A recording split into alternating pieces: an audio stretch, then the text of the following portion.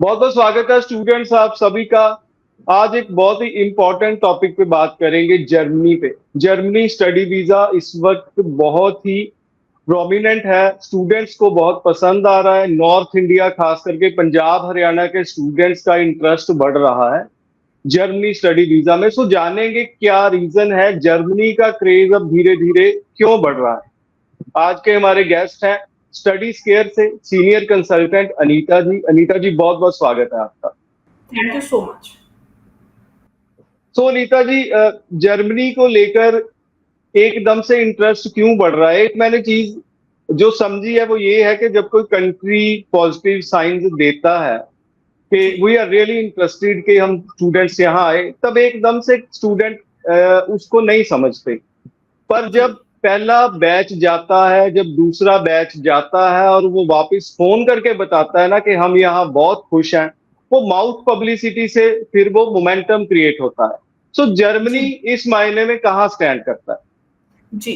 तो अगर मैं बात करूं यूरोप की, तो यूरोप में जो सबसे रनाउंड जो डेस्टिनेशन है दैट इज जर्मनी। तो अगर मैं जर्मनी की बात करूं, फर्स्टली स्टूडेंट क्यों जर्मनी जाते हैं, बिकॉज अगर उनके पास एक जर्मनी का वीजा है तो वो 29 कंट्रीज में कहीं पे भी जा सकते हैं। तो वो एक उनका जो वीजा है वो शेनिगन वीजा आ जाता है, which is the best thing. दूसरी चीज, स्टूडेंट जर्मनी क्यों जाना चाहते हैं, बिकॉज जर्मनी जो है अपने आप में ही एक टेक्निकल हब है। जितनी भी मर्सिडीज बेंज है, ऑडी है, ये सारी मैन्युफैक्चरिंग वहीं पे ही होती है। तो स्टूडेंट्स को जॉब की अपॉर्चुनिटीज कंपैरेटिवली बहुत ज्यादा है। तीसरा, जो पार्ट टाइम स्टूडेंट्स काम करते हैं उनको वेज रेट जो मिलता है वो कंपैरेटिवली बहुत अच्छा मिलता है और डेस्टिनेशन से। और सबसे इंपॉर्टेंट ये है कि जर्मनी में स्टूडेंट्स, अगर आपकी थोड़ी सी वीक प्रोफाइल भी हो, लेट सपोज आप आईएलटीएस काफी टाइम से कर रहे हो लेकिन आप किसी रीजन से आपके जो आईएलटीएस हैं वो 6 ईच ही आपके आए हैं, या फिर 5.5 आप स्कोर कर पा रहे हो, तो भी जर्मनी में you can apply with the 5.5। You can apply in bachelors और मे बी इन मास्टर्स। जरूरी नहीं है कि जर्मनी में जर्मन में जाने के लिए आपको डच लैंग्वेज चाहिए। अगर आपके इंग्लिश सिलेबस आपने पढ़ा हुआ तो आप उसके बेसिस में भी जर्मन में जा सकते हैं। सबसे इंपॉर्टेंट ये चीज है कि अगर आपकी प्रोफाइल की रेलेवेंसी, लेट सपोज आपने इंडिया में बैचलर ऑफ आर्ट्स किया है लेकिन अब आप मूव होना चाहते हैं बैचलर ऑफ आईटी के लिए, सो this is the only destination जो कि आपकी इररेलेवेंट प्रोफाइल में भी एक फाउंडेशन देगी एंड उस फाउंडेशन से आपको एजुकेशन करवाएगी।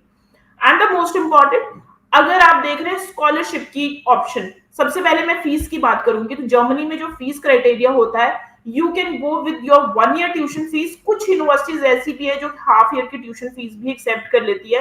रेंज रहेगी, ट्यूशन फीस की रेंज रहेगी 7 to 8 lakhs।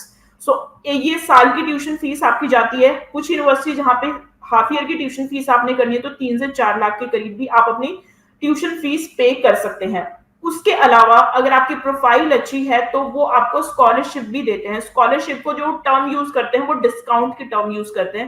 तो students are getting a very very good discount.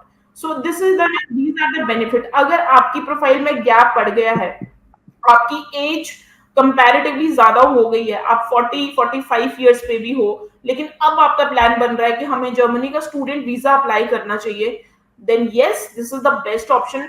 You can apply. So इसी के लिए ही हमने एक हमारा एक ऑफिस में एप्लीकेशन डे है 19 जुलाई को, जो कि हम चंडीगढ़ के ऑफिस में ही कर रहे हैं। काफी यूनिवर्सिटीज से डेलीगेट्स आ रहे हैं जर्मनी के स्पेसिफिकली। तो आप इनसे आके अपनी प्रोफाइल डिस्कस कर सकते हैं, आप जॉब अपॉर्चुनिटीज पूछ सकते हैं। और जर्मनी के अलावा कुछ यूनिवर्सिटीज हमारे पास यूके की भी होंगी जहां पे आप अपनी desired course and you can ask your future prospects. तो अनीता जी, जो जो एस्पेक्ट आपने शेयर किए, मेरे को लगता है वो सारे नॉर्थ इंडिया के स्टूडेंट की अगर बात करें, सारे वही कंसर्न होते हैं। आई थिंक जर्मनी ने बहुत ध्यान से स्टूडेंट के कंसर्न समझ के सारी चीजों को स्मूथ किया है। सो एप्लीकेशन डे के बारे में तो बात करेंगे। अगर आप थोड़ी सी फीडबैक शेयर कर सके, जर्मनी जो स्टूडेंट गए हैं, क्या फीडबैक है उनकी? खुश हैं जॉब से रिलेटेड? क्या क्या फीडबैक है नॉर्थ इंडियन स्टूडेंट की खास करके? जी। तो अगर मैं बात करूं तो इस टाइम पे जर्मनी में जितने भी स्टूडेंट्स गए उनका फीडबैक बहुत ज्यादा अच्छा रहा है। एक तो उनको जो इस टाइम पे मेजरली डेस्टिनेशन में प्रॉब्लम आ रही है, जैसे ऑस्ट्रेलिया में या कनाडा में जो मेजर डेस्टिनेशन में ये प्रॉब्लम आ रही है कि इट्स वेरी लेंथी प्रोसेस, तो वो चीज नहीं रहेगी। वहां पे जाके स्टूडेंट्स को इजिली अकोमोडेशन मिल रही है, जॉब्स इजिली मिल रही है। तो ये इन चीजों लोगों के पास। दूसरा ये है कि आपकी जो रिक्वायरमेंट है वो बहुत इजी गोइंग रिक्वायरमेंट है, जो कि स्टूडेंट्स इजीली मीट कर सकते हैं। सो 19th को एप्लीकेशन डे है, स्टूडेंट्स कौन से डॉक्यूमेंट्स लेकर आए, क्या एक्सपेक्टेशंस लेकर आए और क्या डिलीवर होएगा उनको? जी। सो जो भी स्टूडेंट जर्मनी के लिए, यूरोप के लिए, यूके के लिए अप्लाई करना चाहते हैं, तो स्पेसिफिकली आप अपने डॉक्यूमेंट्स जो हैं आपके, वो आप एकेडमिक्स, अपने जितने भी आपके एजुकेशनल डॉक्यूमेंट हैं वो लेके आए। इसके अलावा अगर आपके पास कोई वर्क एक्सपीरियंस है तो आप वो लेके आ सकते हैं। आपने आईएलटीएस पीटी कर रखा है तो वो भी आप साथ में लेके आए, सो दैट बिकॉज आप यूनिवर्सिटी के डेलीगेट्स के साथ आपकी मीटिंग है, तो वन गो में ही विद डॉक्यूमेंटेशन आप ऑन द स्पॉट एप्लीकेशन भी अप्लाई कर सकते हैं।